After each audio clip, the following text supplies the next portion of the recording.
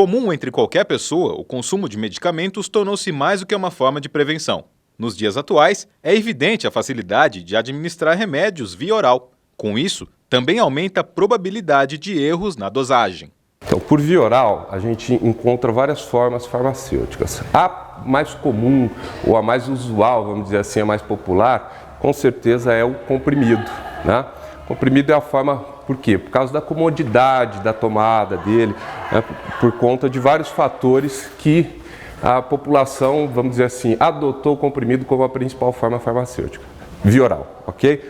Juntamente com o comprimido, existem as cápsulas bastante categorizadas em farmácias que manipulam, né? Então, as farmácias aí com manipulação, elas possuem a propriedade de fazer com que o medicamento seja veiculado através de uma cápsula, o que faz a cápsula diferente do comprimido, né?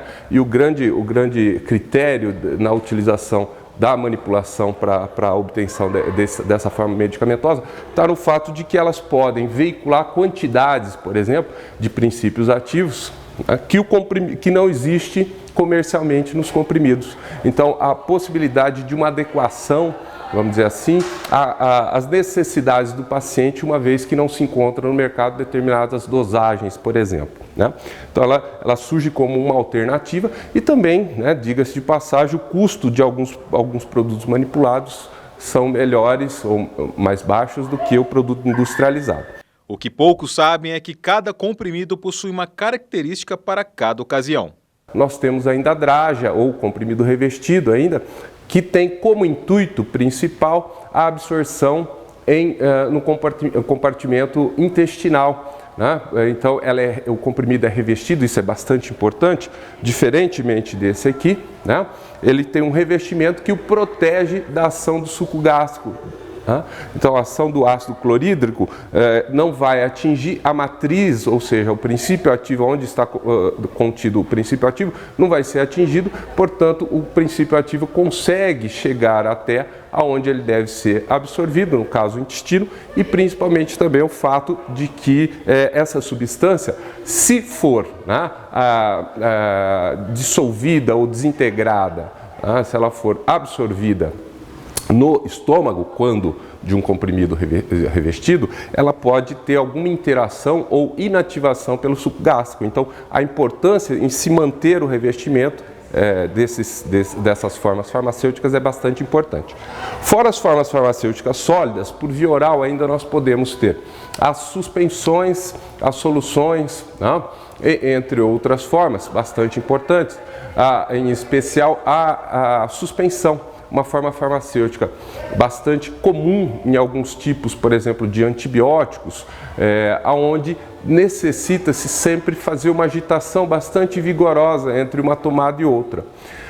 As soluções, em comparação às formas sólidas, elas são, bem como as suspensões, elas são bastante instáveis, né, por estarem em um meio líquido, em especial as suspensões, e essas, por exemplo, elas têm necessariamente, em especial a suspensão, ela tem um prazo, né, de uso ou de utilização, de validade, menor depois de aberto o frasco. Então, muito cuidado tem que ser tomado em relação à utilização desses medicamentos. Se é expressamente proibida a divisão de cada comprimido, o mesmo se diz quando misturamos seu conteúdo com algum alimento. O professor explica a maneira correta da ingestão. O comprimido, se você analisar, ele tem uma pesagem, né, um formato adequado.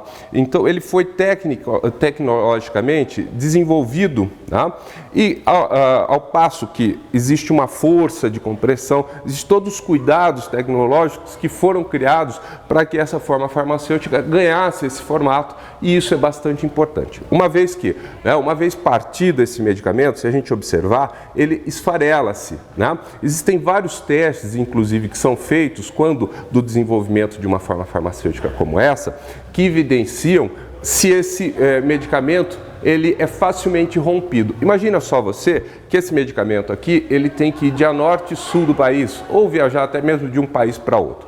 No nosso país, a forma de transporte é qual?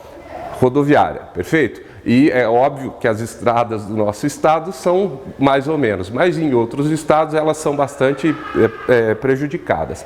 Imagine que um medicamento ele vai sofrer trepidações.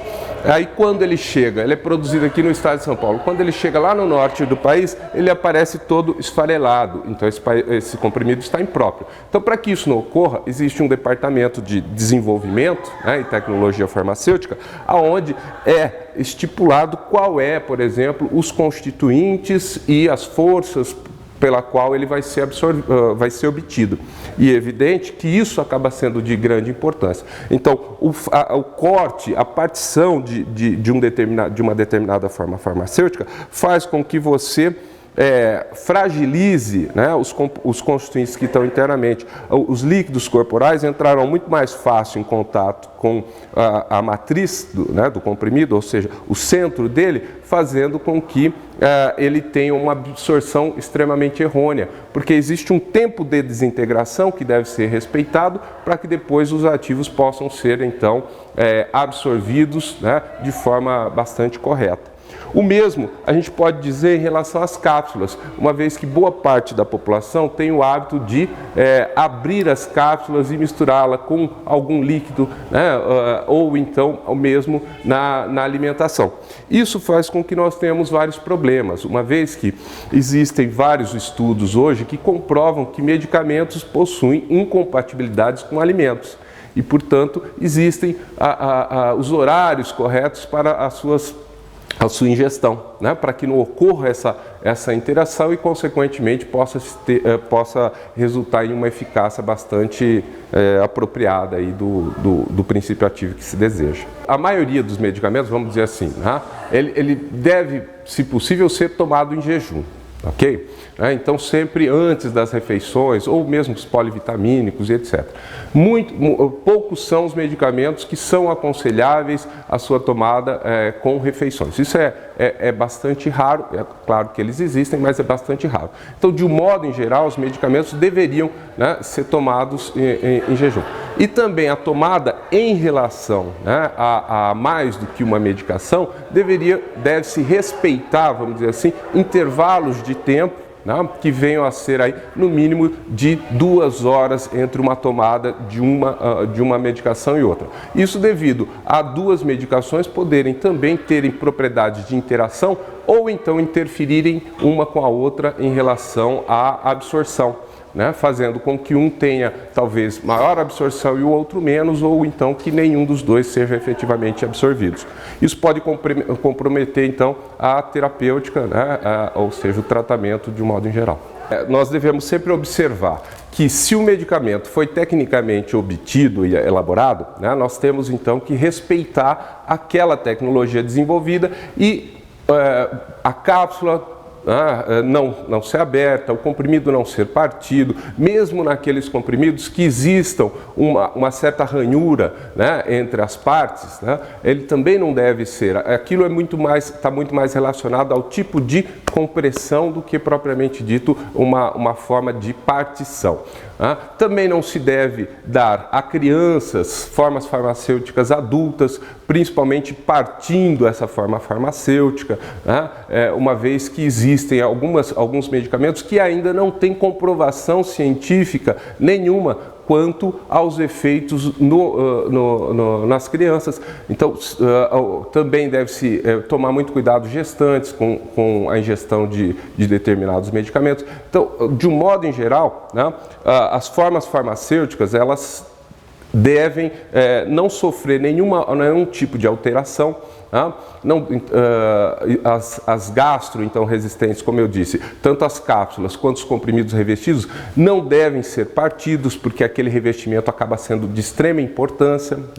Devem ser respeitados os horários de tomadas, isso é bastante importante, e sempre que um medicamento passou do seu prazo de validade, ele deve ser recolhido pela vigilância sanitária, então deve-se armazená-los em algum lugar e ligar para a vigilância sanitária para que alguém passe para coletar esses medicamentos para que ele tenha um descarte de forma bastante correta. Não deve-se jogá-lo, por exemplo, no vaso sanitário ou mesmo reutilizá-lo após o seu vencimento. Isso é bastante importante quando a gente fala aí da utilização de medicamentos.